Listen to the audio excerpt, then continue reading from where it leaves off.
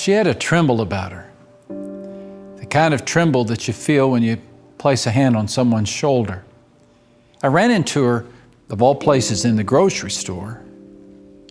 I asked her how she was doing, how her kids were, about her husband. And that's when her eyes began to fill with tears, her chin began to quiver, and that's when the story spilled out. He had left her, traded her in on a newer model. She didn't think she was going to make it. And so the produce section became a sanctuary of sorts, and I prayed for her. And I placed my hand on her shoulder and I said, "You're going to get through this. It won't be painless, won't be quick. But God is going to use this mess for something really, really good. In the meantime, don't be foolish and don't be naive. But don't despair either, because with God's help, you're going to get through this." Just a couple of days later, I got a call from a friend, equally despondent. Been laid off at work. It was his fault. Made some tacky remarks, inappropriate remarks. His manager had no other choice but to let him go, and now he's a middle-aged accountant in a depressed economy, and his family's upset, and he's upset with himself, and he needed some assurance, and so I gave it. I said, "You'll get through this. Won't be painless, won't be quick, but God will use this mess for something good. In the meantime, don't be foolish or naive, but don't despair either, because with God's help, you'll get through this."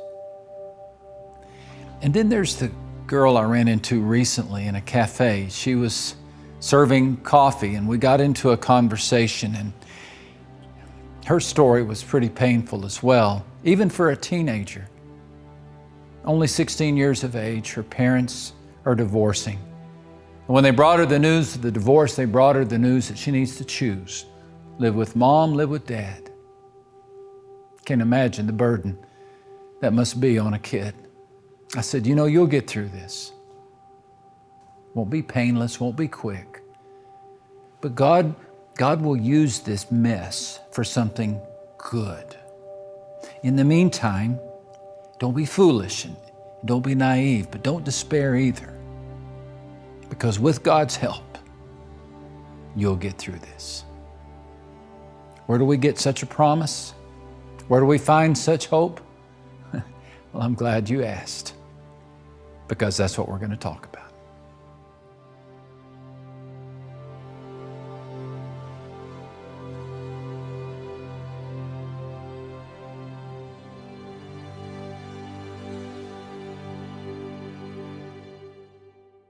Well, life comes with challenges. If you've got a pulse, then you've got a few problems. It's just part of life. We're either coming out of a crisis, in the middle of a crisis, or headed toward a crisis. But we don't have to face these challenges alone. Over these next 6 sessions, I want to assure you that you're going to get through this. You're not facing this without help. And God is going to use this challenge to do something even greater than you can imagine. We've got a survivor's creed that we're going to say out loud together. And I'm inviting you, wherever you are, to fill your lungs with air and your hearts with hope. Let's say this like we mean it, shall we? It reads like this: "I'll get through this. It won't be painless. It won't be quick, but God will use this mess for good. In the meantime, don't be foolish or naive, but don't despair either. With God's help, I will get through this." What audacity! How dare we make such a claim? Where do we come up with this thought? Well, actually, I came across this in a pit. A pit, a steep, dark pit, so steep and so deep that the boy could not get out. And had he been able to climb out, his brothers would have pushed him back in anyway. It was their idea that he was in the pit. The story is in Genesis chapter 37. And with these words, we are introduced to the calamity of Joseph, verses 23 and 25.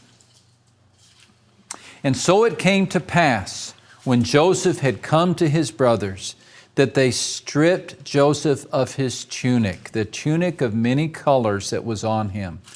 And they took him and they cast him into a pit. And the pit was empty.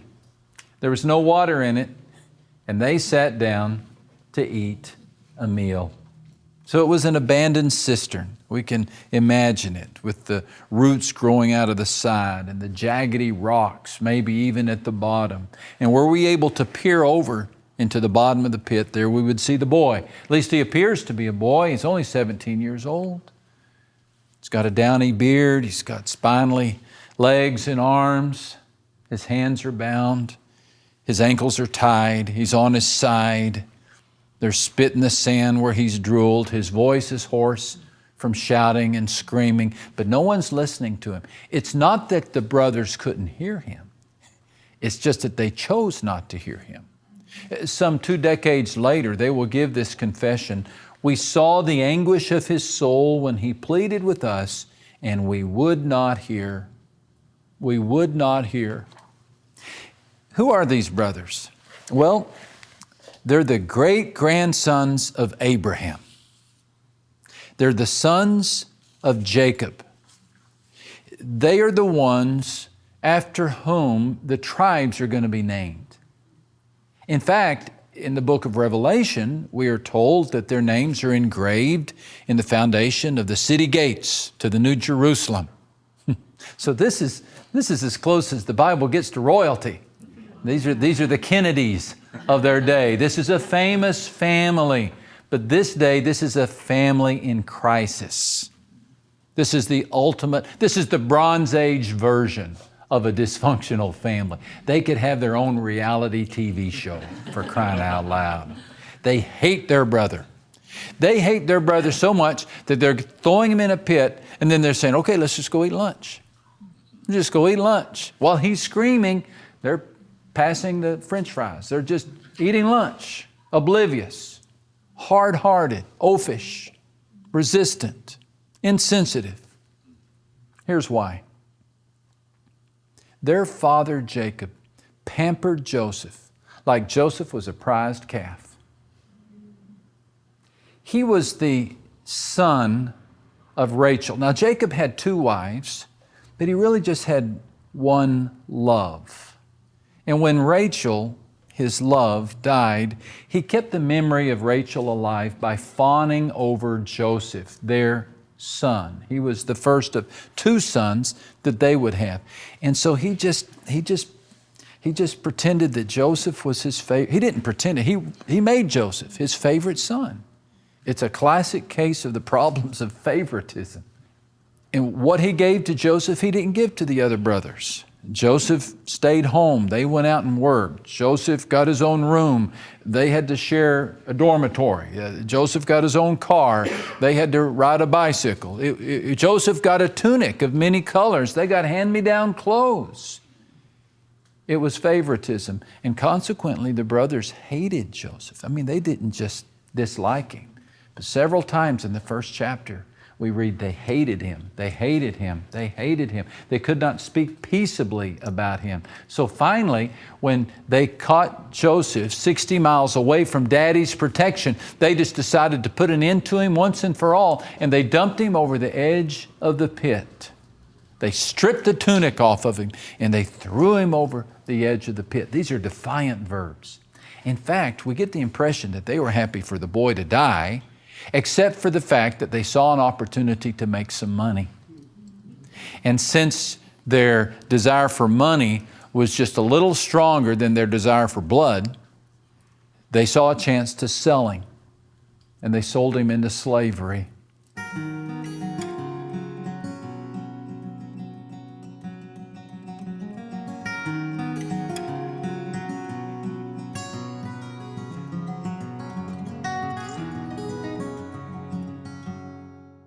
Now, Joseph didn't see this assault coming. He didn't wake up that morning and think, I better put on my padded clothing because this is the day I get dumped in a pit.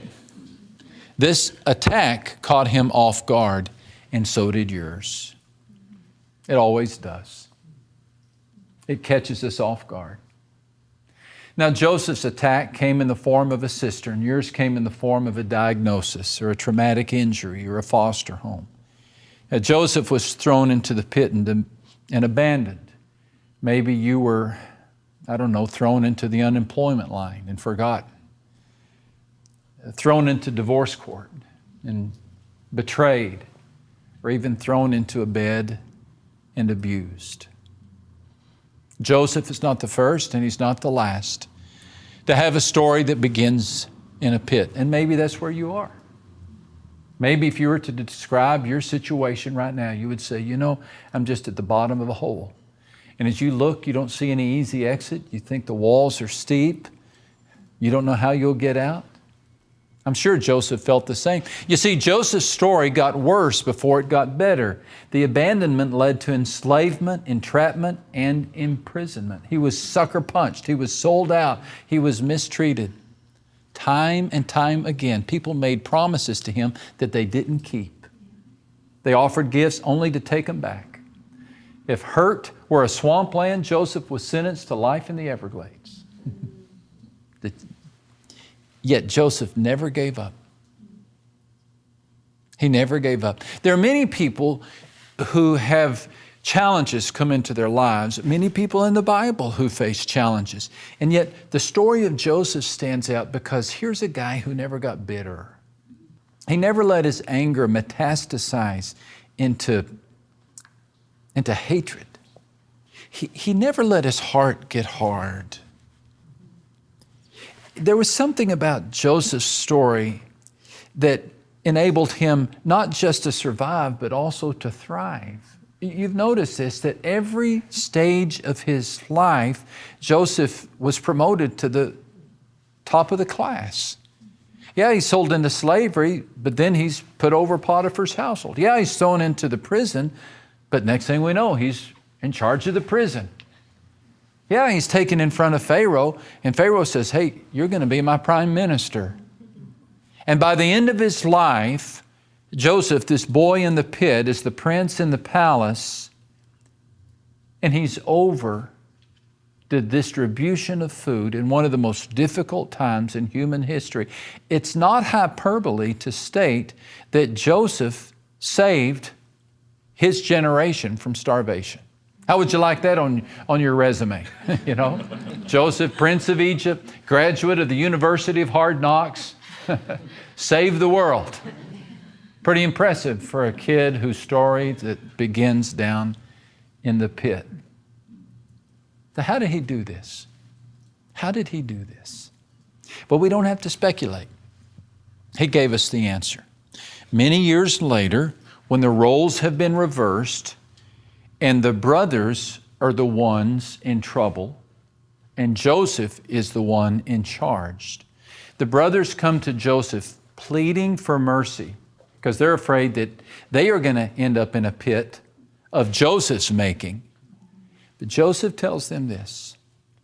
He says, as for you, you meant evil against me, but God meant it for good in order to bring about this present result, to preserve many people alive.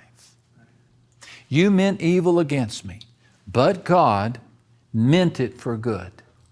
Now, that word meant, you meant evil against me, but God meant it for good. This is a word that comes out of the Hebrew language that means to weave something. If you were to weave a tapestry, you might use this verb.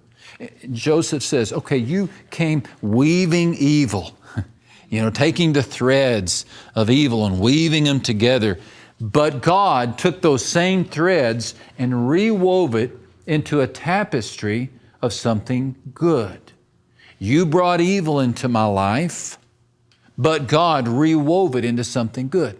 Satan is the source of this evil, and his logic is simple. If he can destroy the family of Abraham, well, he can destroy the lineage of Jesus Christ. And so he comes in weaving evil. He wants to destroy the family of Abraham, the sons of Jacob. But God takes the very actions of evil, reweaves them in such a fashion that He promotes one of the sons of Jacob to be prime minister, so that the family is not destroyed. Just the opposite. They are placed in a protective place in Egypt with their brother on the throne. Who would have thought? What you intended as evil, Joseph said, God used for good to protect all of these people.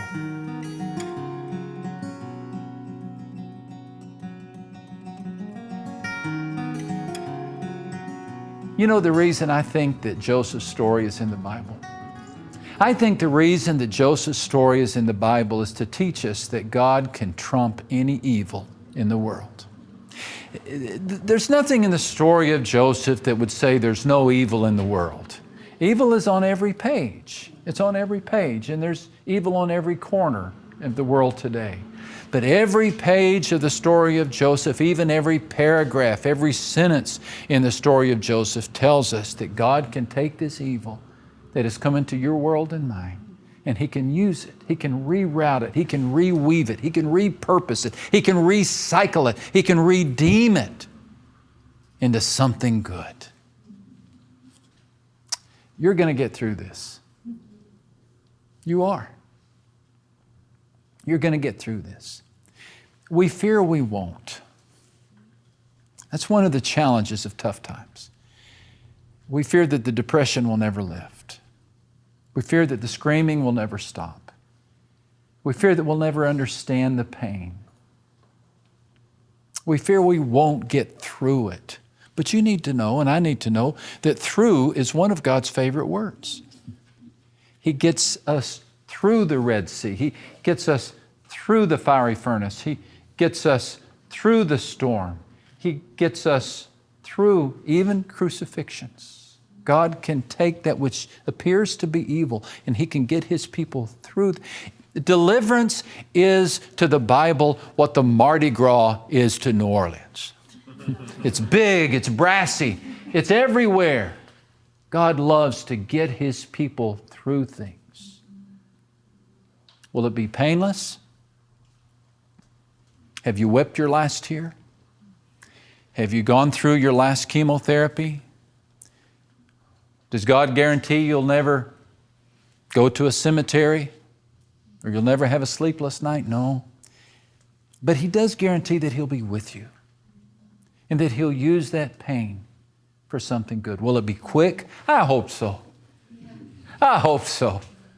I hope that next time you say a prayer, all your problems disappear, but experience has taught us otherwise, right? Sometimes it takes time. In fact, sometimes God takes His time. It seems we're always in a hurry. He took 120 years to get Noah ready for the flood, 40 years to get Moses ready for his assignment. He called a shepherd boy, David, to be king, but then He sent the shepherd boy back out to take care of the sheep for a few years. He called Saul to become an apostle, Paul, but before Saul became Paul, Saul had to go to Arabia for some special training. Sometimes God just takes His time, but He doesn't waste this time. He doesn't waste this time.